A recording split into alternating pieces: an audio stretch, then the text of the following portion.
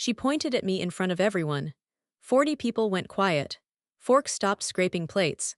A baby somewhere in the back stopped fussing. And my sister Denise stood up from that picnic table, pointed her finger straight at me and said, "You are not welcome here anymore. You are an embarrassment to this family." I didn't move. I didn't speak. I just sat there with a bowl of potato salad in my lap and let the words land. And then I heard the gate open behind me. A man in a gray suit walked into the pavilion like he'd been there 100 times before.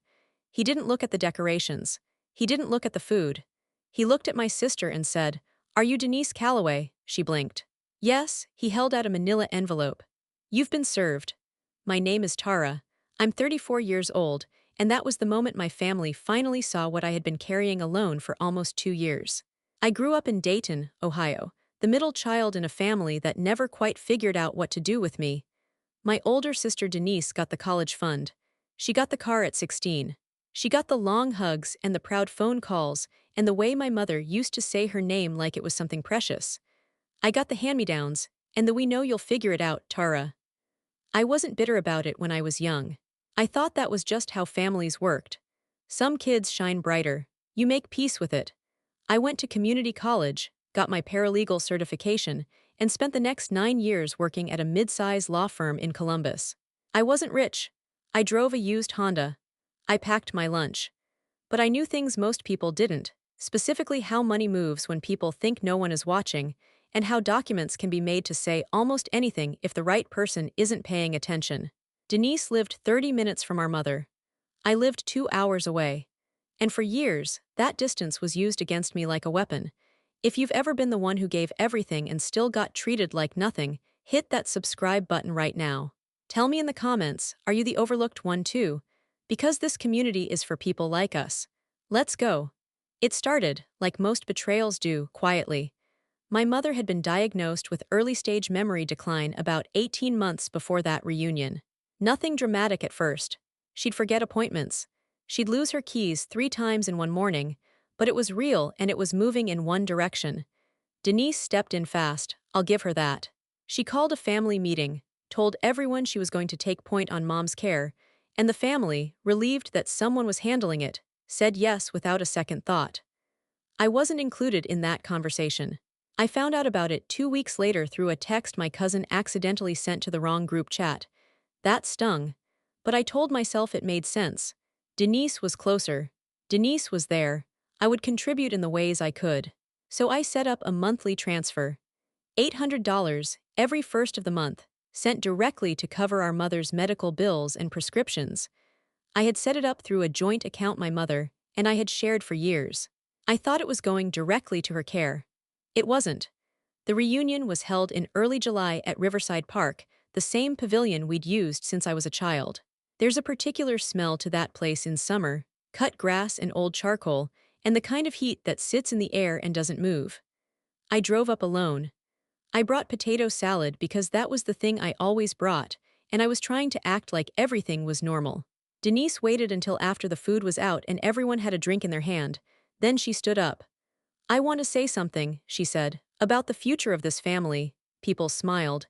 They thought it was a toast. "Mom needs consistent care," she said. "Real care, and I've been the one providing it. I'm the one who shows up. I'm the one who manages everything." She paused and looked directly at me. "Tara shows up once a year with a potato salad and thinks that makes her family. Mom's house, mom's savings, that's mine, I've earned it." A few people laughed, nervous laughs, the kind people make when they don't know what else to do. My aunt patted my hand and said nothing. My uncle looked at his cup. 40 people, and not one of them said a word in my defense. I sat very still. I felt the heat in my face and I breathed through it.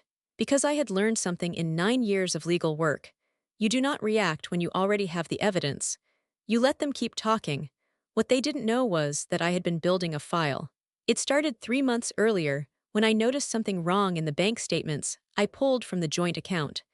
The transfers I was sending were arriving, but the withdrawals on Mom's medical bills weren't matching up. Money was coming in and going somewhere else. I printed every statement going back 14 months. I cross-referenced them with the billing records from Mom's doctor and her pharmacy. The numbers didn't lie. Nearly $11,000 had been redirected over the course of a year, not to Mom's care. Out. I kept pulling the thread. That's when I found the lien. Denise had taken out a second mortgage on Mom's house. The property that was supposed to pass equally to both of us when the time came. She'd used a power of attorney document to do it, a document I had never seen, one that listed Denise as the sole financial decision-maker for our mother. I had the document pulled through the county clerk's office. I took it home, and I sat with it under a lamp for a long time. I've processed a lot of legal documents in 9 years. I know what a legitimate signature looks like from a person under cognitive stress. I know what pressure marks and hesitation strokes look like. What I was looking at did not look right. And the notary stamp was from a small office that, when I searched online, had been closed for 8 months. I hadn't told anyone. Not yet. I was still building. What Denise didn't know was that working in a law firm for 9 years teaches you one thing above everything else. Paper doesn't lie. And I had a lot of paper. I also had Gerald. Gerald Whitmore had been a senior estate and elder law attorney at my firm for 22 years. He was 61, wore the same style of brown cardigan every winter, and had a reputation for being the quietest and most dangerous person in any room he entered. He had seen financial elder abuse cases go through the courts more times than he could count. He knew every trick. He knew every red flag. I brought him my file on a Tuesday afternoon, slid it across his desk without a word, and let him read. He was quiet for a long time, then he looked up. "Tara," he said, "what you have here isn't just a family dispute. This is financial elder abuse. There are statutes that apply." He didn't ask if I was sure. He didn't tell me to think it over. He asked me 2 questions. Did my mother have any other legal representation? And did I want to protect her? The answer to both was yes. Gerald reached out to an adult protective services contact he'd worked with before. He also connected me with a process server, a man named Ray who wore gray suits and had the kind of calm face that gave nothing away. Meanwhile, Denise had been busy feeling certain she had already won. 2 days before the reunion, she sent a group text to the whole family. It said she would be making an exciting announcement about the family property at the reunion. She had already mentally spent the equity. She was already planning what to do with the money. My aunt texted me separately. "Just let it go, honey. You've always been too sensitive about this stuff."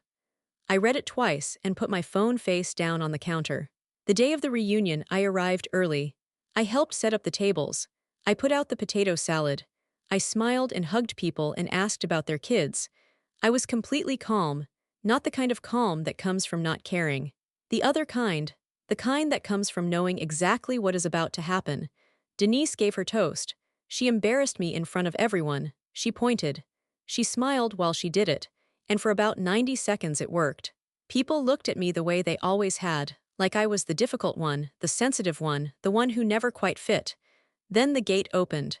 Ray walked in with the envelope. He confirmed Denise's name. He handed it to her, and he walked back out without another word. Denise stood there holding it. The smile was still on her face for about 3 seconds, the way a smile sometimes stays when the brain hasn't caught up yet. Then she opened it. Inside was a formal notice of foreclosure proceedings on our mother's home. The second mortgage Denise had taken out, using the disputed power of attorney, had gone 3 months without a payment. The bank had begun the process. Also inside was a letter from Gerald's firm. It was addressed to Denise directly. It informed her that a financial elder abuse complaint had been formally filed with the state on behalf of our mother. It listed the statutes. It listed the next steps. It was 2 pages, single-spaced, and it was very clear. Denise looked up at me, her voice was shaking. "What is this, Tara, what did you do?" I looked at her, not with anger, not with satisfaction.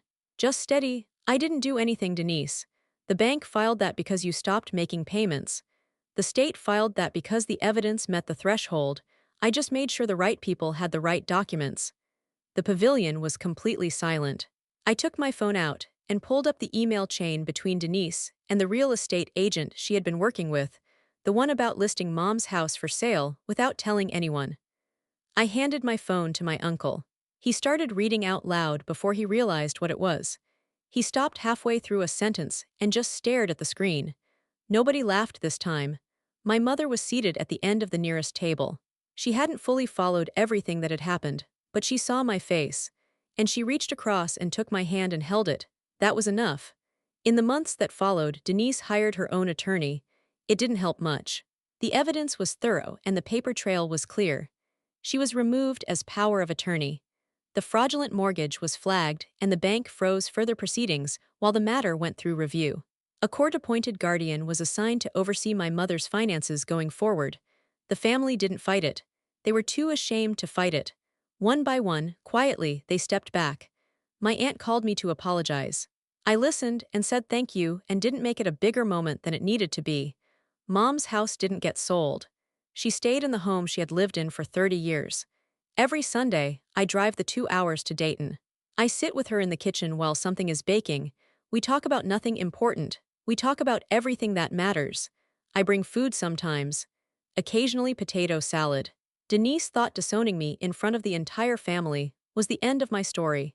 She didn't realize she was just handing me a reason to finish hers. If someone in your family has ever taken advantage of a parent or taken advantage of you, you know exactly how much it costs to stay silent. It costs your sleep. It costs your peace.